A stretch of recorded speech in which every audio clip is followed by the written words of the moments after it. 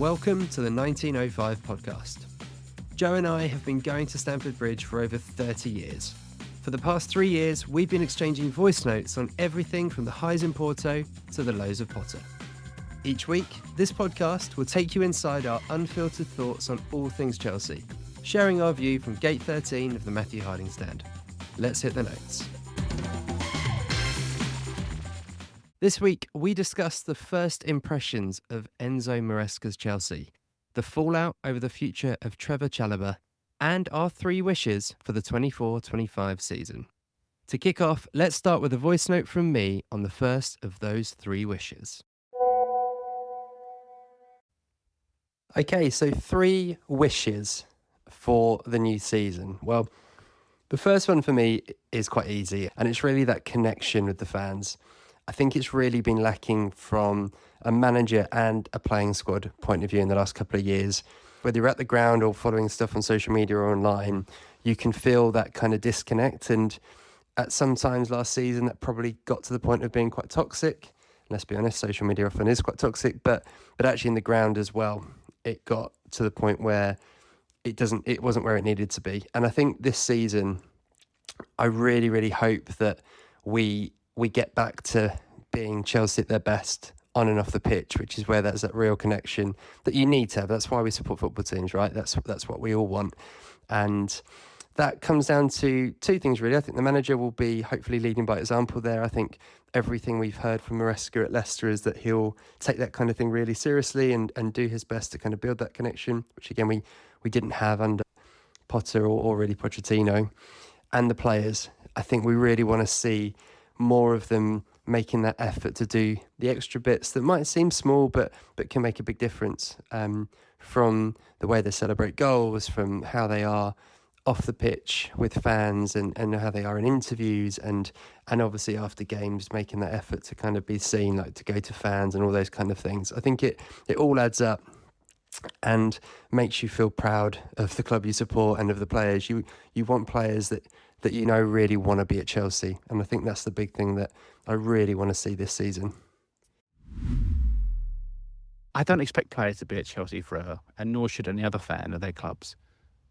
But I also don't want to see you give all that kind of heart on your sleeve nonsense when you don't believe a word of it yourself. When we had that Tuchel, Potter, Lampard disaster season, we had a conversation, didn't we? And we were like, I just don't like anybody. I found it really difficult to get behind that team. There were so many individuals that were like either purchased and had come for a payday, or players that had basically just been there too long and were looking to get away, or players like in the case of, say, Mount, who were sort of hiding behind this front of, kissing the badge and running around the pitch at the end of the games and sort of, I'm not leaving, I'm here forever. Now, I don't hold it against him. If he wants to leave, but what I can't get on board with is all the nonsense that goes around the games and after games beforehand, and that's what really irks me. It's like, just don't do it. If you're going to go and you're thinking of going, or there's a chance you will go, stop parading yourself. We'd rather you just actually turned up, played well, played your hardest, won the game for us, and that be that. But I think when you look back now to the season we've just had, and even though I think it's taken a while for players to come through, like Gusto, like Palmer, these players that have shown themselves to be characters, I think you can probably add in the likes of Cucurella, Caicedo. I think that they really started to show at the end of the year that they wanted to be there. They wanted to be at the club. You got your obvious candidates, like when Reece James came back for that cameo appearance against Nottingham Forest and played so well, and then obviously the stupidness of playing so well against Brighton and then getting himself sent off. But you love them players. They annoy you for that split second, but you forgive them, do you know what I mean, straight afterwards. But I think the nice thing is that we can I'm hoping that there's now going to be a big kind of shift in how we see our players going forward. I think it's taken a little bit of time. I think, like anything, we keep saying this, the owners needed time, the players needed time, and I think we now must come to that kind of as a fan base, we must kind of get our heads around the table and say, do you know what? There's no point giving that player absolute hell's abuse because he's misplaced the pass or whatever. It just doesn't help. And I think I'm starting to see that kind of light at the end of the tunnel with a few of these guys. I think you're going to see personalities come out more and more and more. And we don't know about Tosin yet. We don't really know about Dewsbury Hall yet. We know we hear what they say and what they put out in the media and things, but the proof is in the pudding. We need to see them in a blue shirt and giving everything they've got and kind of proving to us that they want to win trophies and they're here to improve the team and they're here to kind of, all be as one. You see a lot of lower league teams and non-league teams where they get a few hundred people turn up every single week to their games, that they're not that arsed if they don't necessarily win that week, but they do want them to at least try. And I think that was my biggest irk with Chelsea, was they had a period of 18 months or so where they just didn't seem to care. And we had too many players, and Lampard's alluded to this a couple of times recently in interviews he's given, that he went into a situation with Chelsea where they'd all given up and he just couldn't believe his eyes. It just wasn't the club that he, the club that he kind of left.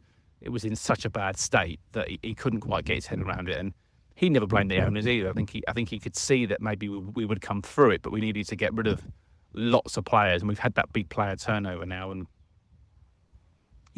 with the players that are coming into the squad next season, the young South Americans, the Brazilians, that will be interesting.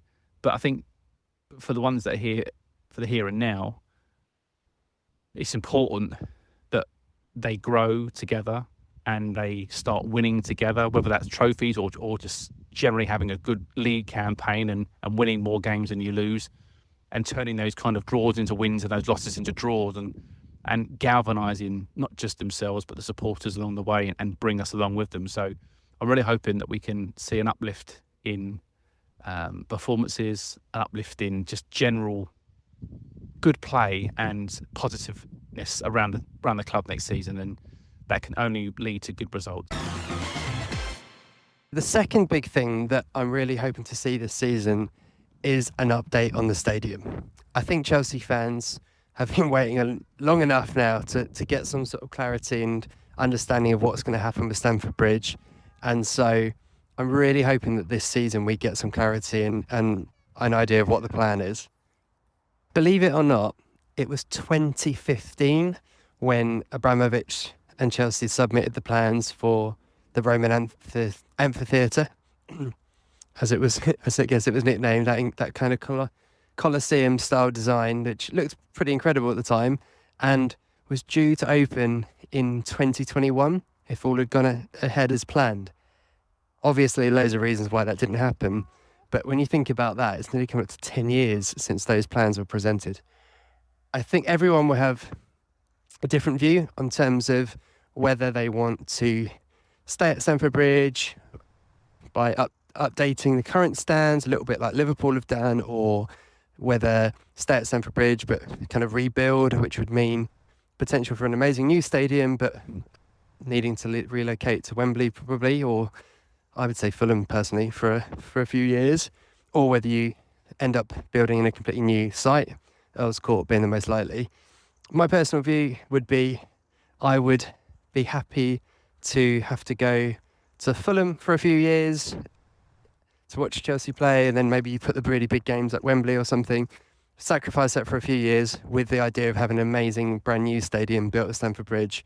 I just think for the cost that the whole project's going to be, I think we need to try and aim to build the best stadium in the country, and that would be the only way to do that if you want to stay at Stamford Bridge, which I do. So if that happens, what do I want to see? Well, I have one very simple idea in theory of how Chelsea could almost guarantee they have the best stadium in the country. And it's something you don't really ever see in the UK. And it's actually, there's only one stadium in the UK that has it. And that is a retractable roof. If you look at Real Madrid with what they've done with the updated Bernabeu, the roof is amazing. And it gives them a couple of, I think, just huge benefits. One being as they did for the Man City game in Champions League at home, for example, this year, where they closed the roof on those big games, making the atmosphere just absolutely incredible, the acoustics and all that kind of benefit you get of a roof. I remember being at the Millennium Stadium in Cardiff a couple of times to watch Chelsea, which is the only stadium in the UK that does have a roof. And they closed it for example, the League Cup final back in '05 when Gerrard scored that lovely own goal for us.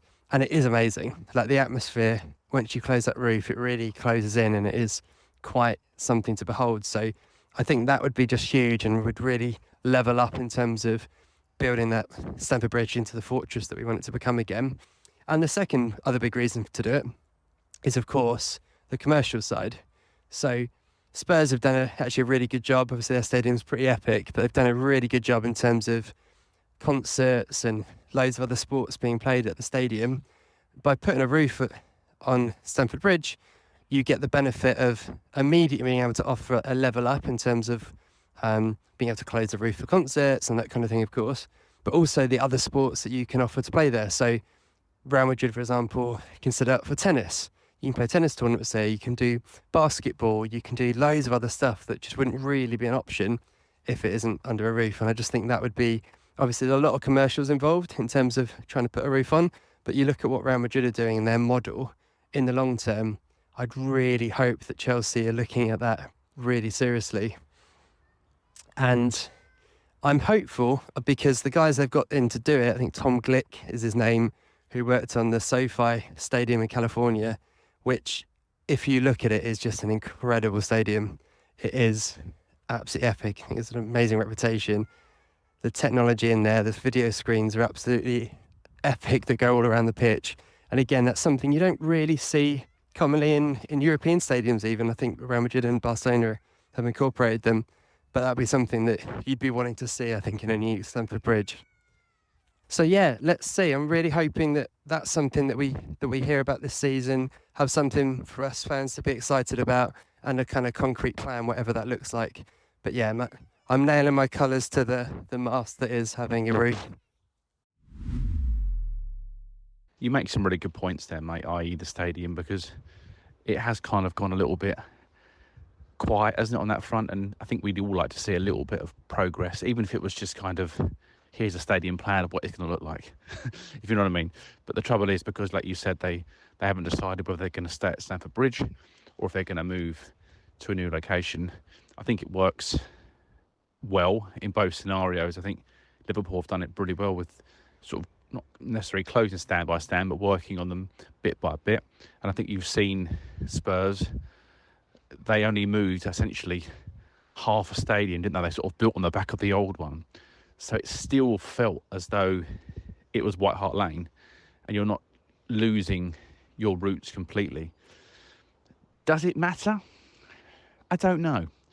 You know, Real Madrid have done their stadium, like you mentioned, and they've made it an absolute, you know, superior stadium to probably all of them, barring maybe Spurs' new one.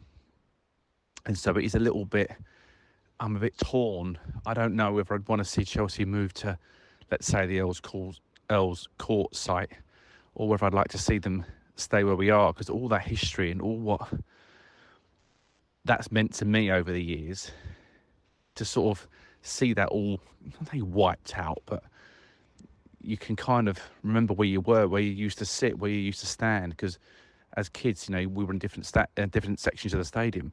So yeah, it's hard. It never means that I'd only ever want us to stay at Stamford Bridge. If it meant we moved away because it was for the good of the club, and it financially benefited us to the point at which it made us, that it pushed us onto that next level, then I would kind of be for it. I think my heart always says I want to stay at the Bridge, but luckily I haven't got to make that decision. It's a very difficult one that the owners and the directors have got to make a call on.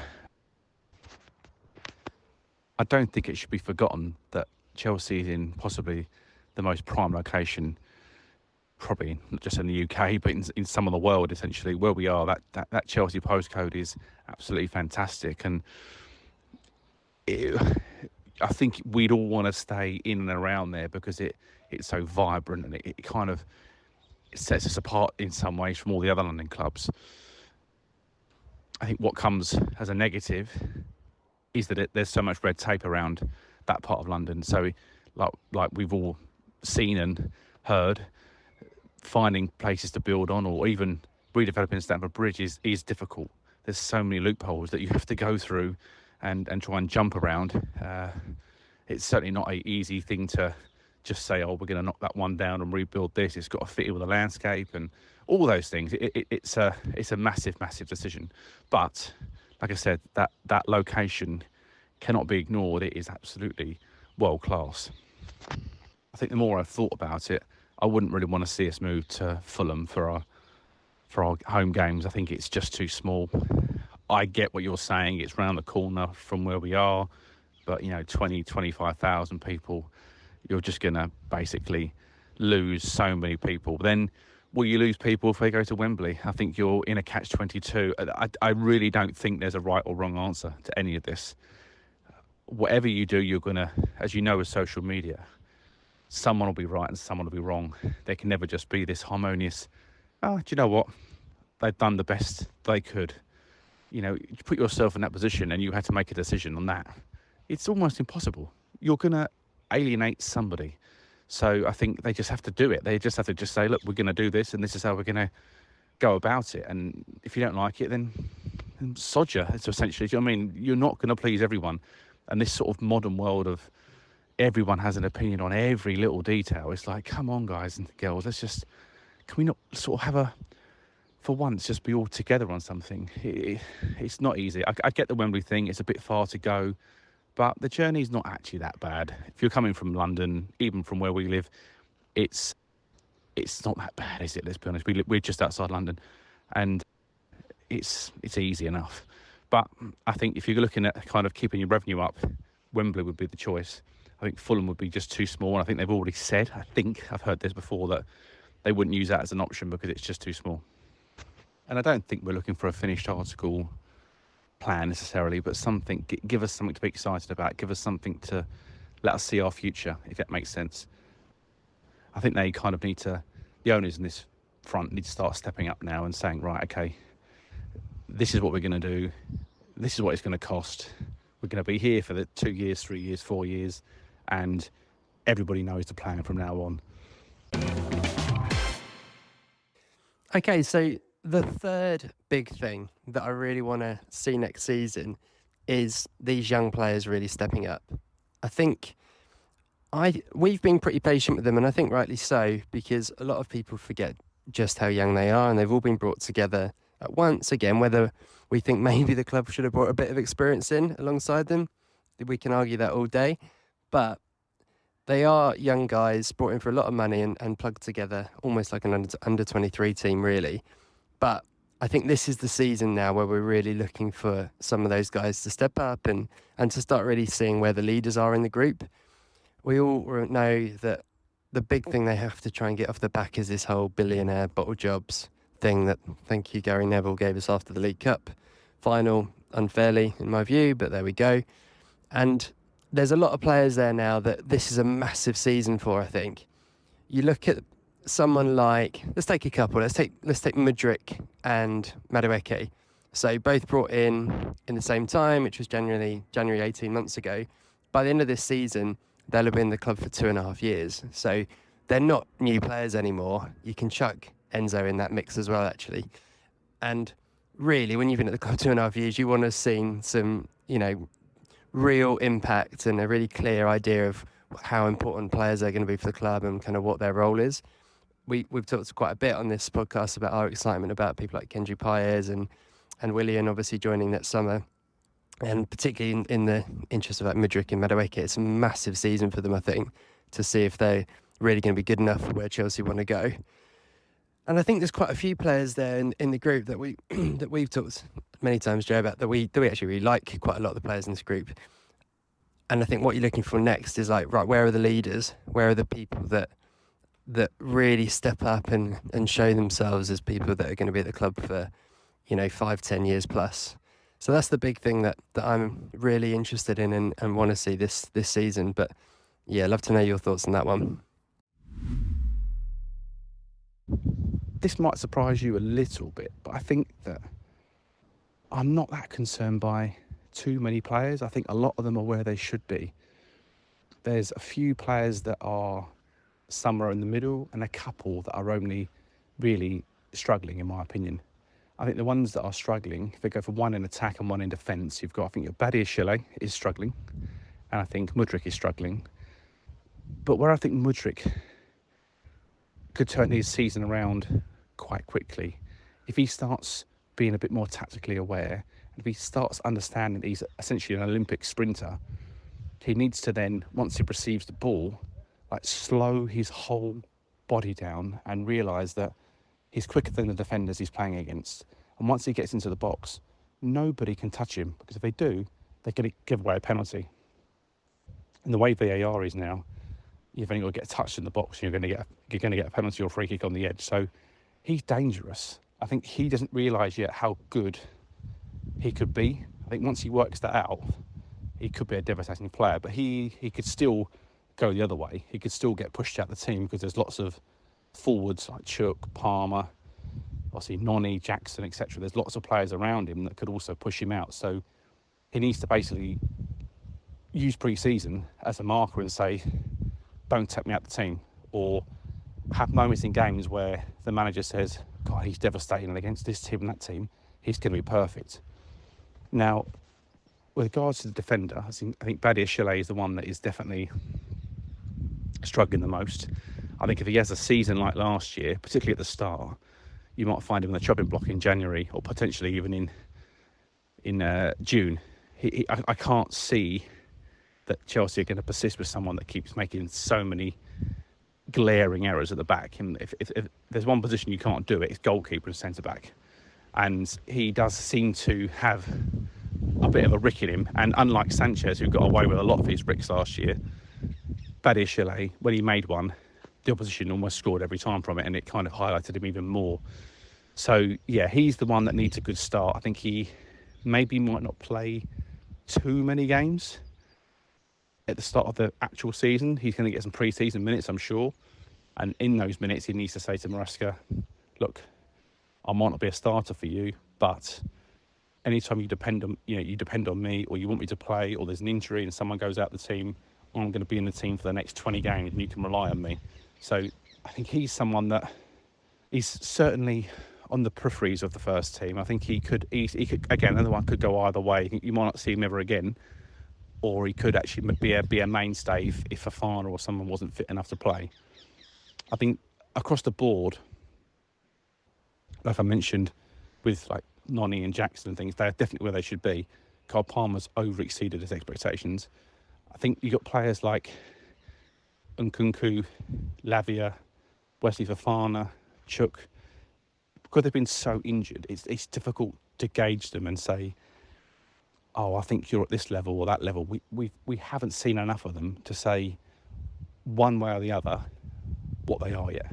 I don't even really know where Nkunku plays. I don't really know where Lavia plays, because it's overall playing for your, i.e. Leipzig or Southampton or wherever you were purchased from. At Chelsea, they might have been bought to play somewhere different. So I think we need to give them a little bit of time. I think getting on their back inside the first 5 games of the season isn't going to help anybody. So let's sort of see the system. Let's see how the manager plays it against Wrexham, and obviously the games going forward. Let's see the formation he's picking, and he's going to use hopefully more than one.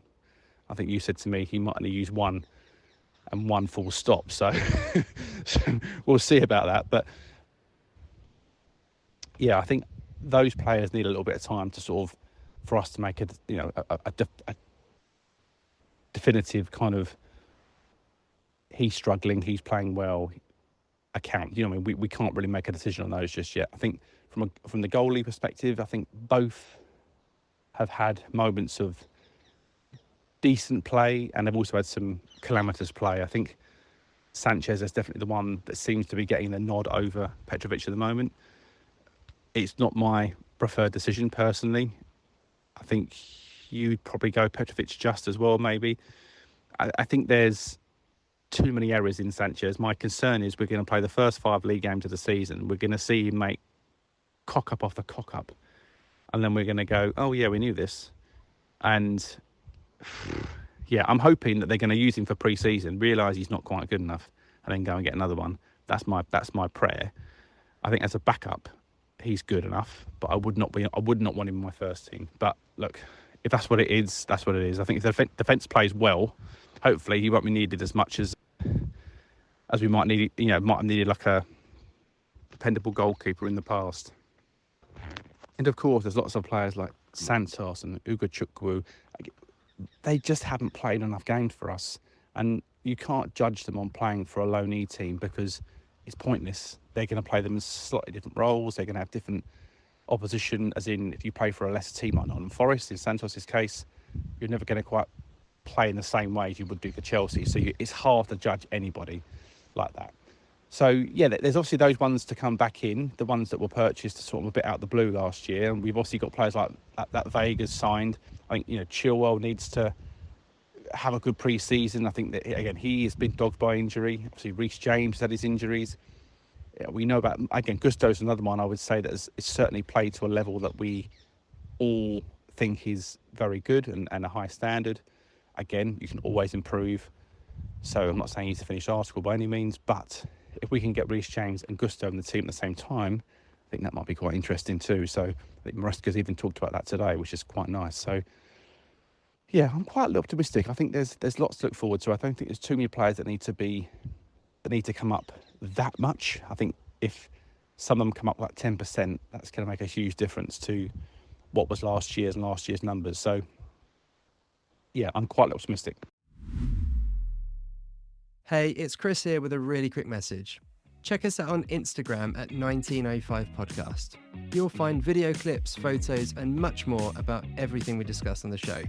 Plus, it's a great way to get in touch to tell us your thoughts, share your feedback, or just say hi. Follow us on Instagram at 1905podcast. And now, back to the show. So, great to see Chelsea back in action last night against Wrexham.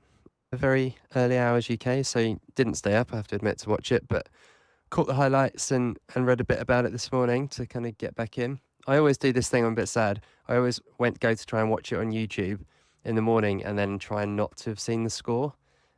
But I almost always fail because you'll kind of like try and find it on YouTube, but without actually seeing the scoreline bit. And as I was doing it, I immediately saw 2-2. So I was like, damn. I think last season, pre-season, my success rate was about 2 out of 5 that I managed to avoid the score, and actually it was quite fun watching a game in highlights when you don't know the result. But still, nice to see. Just to be fair, I think most fans are the same. It's just nice to watch a bit of football again with Chelsea, isn't it? You just kind of like, nice seeing a few players out there. It feels like we've got a couple of new signings, even though they're not, in like Lavia, because he only played 30 minutes, didn't he? So watched a bit of his highlights, all his touches, and he looked, fairly decent. Nice to see Nkunku again scoring like he was all of pre-season last year, so that was positive. And by all accounts, Marc Guéhi looked, I don't know if I'm ever going to say his name right, but Marc Guéhi looked very lively up front. He is a big lad, isn't he? He's you can see immediately he's a big guy, looked very sharp, kept closing him down. So he'll be an interesting one to watch, I think, in pre-season to see what they decide to do with him, because you'd imagine certainly one of him or Broja will be going. Broja probably looking at trying to sell him, aren't they? Guéhi, they might decide whether they want to loan him. But, it's always a chance. There's always one surprise, isn't there, in pre-season that has a good time and then ends up kind of staying in the squad into the season. So that'll be pretty interesting to see. And I guess the other talking point that I thought was interesting, and Maresca had talked about it in his first press conference as well, was the fact that Reece James and Malo Gusto basically played the inverted fullback role where they go into centre midfield. We talked about this, I think on episode 1 actually, our first ever episode, about how much we love the idea of Reece James doing that role and how much he could offer in centre mid. He always looked brilliant there for Wigan and what he could give us there. So I personally really, really like that. And it was Colwell in the first half, wasn't it, doing on the left, basically playing left back, where he kind of comes in and becomes a third centre back. And again, you could see Cucurella doing that pretty comfortably if they need to. And obviously our new man, Renato Vega, who feels like he's kind of well set up to play that role as well from left back. So that's that was quite interesting, and I guess we'll see that moved around a little bit as the season goes on. There might be a bit of a switch up at times, but yeah, nothing else really. I don't think. I mean, you can talk about second halves conceding sloppy goals and all that kind of stuff. But at the end of the day, it was a completely different team, wasn't it? A lot of young players who, let's be honest, won't be in the squad when it comes down to the season proper. And I think it's a fitness exercise at this point. I think you just want to see progress, don't you, as the pre-season goes on and as we get into the latter parts of it, hoping that you start to see what the team's looking like and the patterns of play and all that kind of stuff. But yeah, just good to see Chelsea out there again. And next up, Celtic on Saturday, which is actually a time zone that I might better even watch. So looking forward to that one. Yes, that today was your typical first pre-season friendly. You're getting the cobwebs out, you're loosening the legs up, you're learning a new system, you're learning with new players. Everybody has their different issues, whether you've come back from injury, whether you're tired from the flight over. There's a million different reasons why you're not going to be at your best in the first pre-season game. And I hear people today saying that, you know, it's a disaster that we didn't beat Wrexham in a friendly. It's like, well, so is it a disaster that Man City lost to Celtic? Is it a disaster that Man United lost to Rosenborg? Like, can everyone just put themselves into some perspective? Because the nonsense you read on social media is absolutely, it's just abhorrent. These players are simply learning the ropes. You can play as many pre-season training games as you want, but you'll never actually know until you come up against an opposition who, doesn't matter if they're from League One, Premier League, whatever, until an opposition comes against you, where are they going to play deep? Are they going to play high? Are they going to press you? Are they going to stand off you? You have to react to that situation whilst learning a new system. So all those players today, whether you play 30 minutes, 20 minutes, 90 minutes, or none at all, they'll all go back and watch that video analysis and say, right, when you play, this is where you need to be. You see where James was today, or Augusto, you need to be there. It's just a learning curve. It's about them shaking off the jet lag, essentially, if they've got anybody who's come back from an injury last year, and there's been plenty of them who've had bad injuries. Can we get them through 30 minutes, 45 minutes without anyone breaking down? Yes, we did. Massive tick, and we all move on. The players will know as they go forward against Real Madrid and Man City, etc., Celtic next time out, the performance levels will have to go up. Their intensity level will have to go up. Certain players will play more minutes to get that kind of ring rust, essentially, out of their bodies and get them into kind of that first Premier League game against Man City in August. So this is just purely a longer training exercise today against a proper opposition. So, yeah, I'm just glad that nobody's come out with a niggle. Nobody's kind of gone off with a big knee injury like Nkunku last year. So, look, be happy that everyone's come out of it safe and secure, and we live to fight another day. So, yeah, all good, happy enough, and we shall see you for Celtic this week. For those who've listened to the podcast before will know that we always like to include a guest note in each episode. And this week I wanted to do a quick intro to that guest note because it was quite interesting how we met. So we're about to bring in Dave Bartlett, and Dave and I actually met on the coach to Munich in 2012. So coach are full of Chelsea fans on this 17-hour trek for the Champions League final.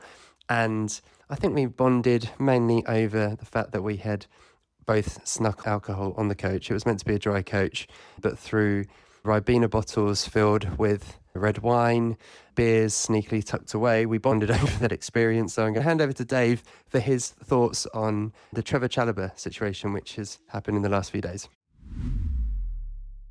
Hi, Chris. Many thanks for letting me sort of make a contribution to the show. Really looking forward to the new season. New start, new manager. Let's just see how it goes and let's get behind him. Just really wanted to touch on this fallout over Trevor Chalobah and his potential move from the club. Yeah, good player. loyal, been there since he was 8 years old. But I just think the fallout is maybe a bit sensitive and a bit over the top. To be honest, is he really a first team starter? I don't know. He came in last season, played really well, but Maresca's not going to start with him when he's got Fofana coming back. Colwell, he signed the Tosin from Fulham. So there's 3 players there in his way. And to be honest, it's just best he moves on. But I just hope this doesn't come back on Maresca at all. He's obviously sat down, made a decision with the board, with the directors of football, and sort of laid it sort of fair and square, you know. And the board aren't going to have someone worth 30, 40 million sat on the bench. And especially with the new profit and sustainability rules. And and this is the way, I think this is the way the game's going as well with clubs. And with, as in most things, and with, Clear Lake and Bowley and Co., they seem to be ahead of the game because a lot of clubs are going to have to do what we're doing. It's not good. It's your youth team and or your youth players that are being broken up. But until the legislation changed, we're going to have to live with it. And let's face it, it was either Trevor or Connor who was going to go. It's not as if we weren't prepared for this. And unfortunately it's Trev, but, time to move on. Let's see what the new season brings. Let's all get forward together. Let's all get behind them and let's see where it takes us. All the best. Cheers. So we end each episode, as always, with the question. And this is a question that Joe answered last week, which was our favourite ever Chelsea debut. Joe answered with Eden Hazard against Wigan, which was amazing. Worth watching. If you want to go into our Instagram, you can see a little video clip we put up of that. It's 1905 podcast on Instagram. And I'm going to give my answer now. So I had 2 in mind, which is cheating, but Joe cheats on these questions all the time, so I'm going to go for it. The first one is Mario Stanic. So Mario Stanic was home to West Ham in the year 2000, and it was unreal. It was quite a high-profile signing for Chelsea at the time because he'd been really, really impressive at World Cups and things like that and came into the team, and he just looked like he had a bit of everything. I remember him looking really direct on the ball. He was a really big guy, really good in the air, and he scored a brilliant goal from a corner, like a real bullet header. And you're like, wow, okay, he'd kind of replaced Gus Poyet in a way in the squad. And you're like, well, that was very like Poyet-esque in terms of how he scored the header.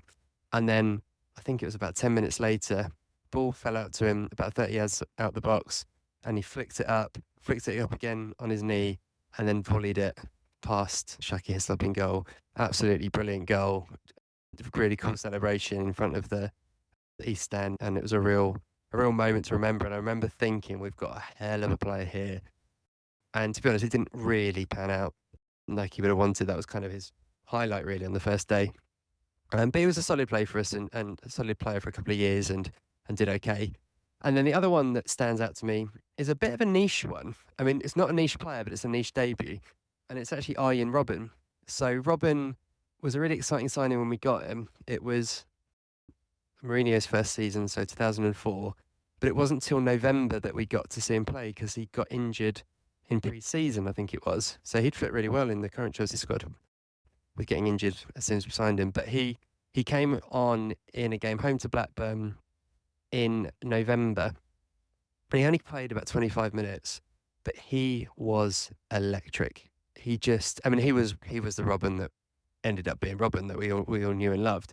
But the second he got on the ball, he was driving at people. I remember him skinning a defender right in front of the Matthew Harding stand and just zipping a shot across goal, which nearly went in, and was just brilliant. And it was good because the big concern at the time for Chelsea fans, I think at least, was that, how will Duff and Robben play in the same team? Because Robben had been playing a lot on the left. And in those days, it was fairly uncommon actually for people to like invert on their other foot and that kind of stuff. But obviously very quickly, that was clearly not a problem. Robben played on the right, as he then became famous really for doing, and Duff played on the left. And he was he was brilliant, wasn't he? I used to just get so excited when the team lineups would come out and you'd see Duff and Robin both in the team, because you just knew you're going to have two players who are just so fun to watch, so direct and actually just brilliant in different ways. So yeah, that debut is a bit niche because he ended up having a full debut. I think he scored on his full debut, had a winning goal against CSK Moscow, I think. But his debut off the bench stood out to me. I remember being there and just thinking, wow, some player. So yeah, they're my answers. Stanic and Robin.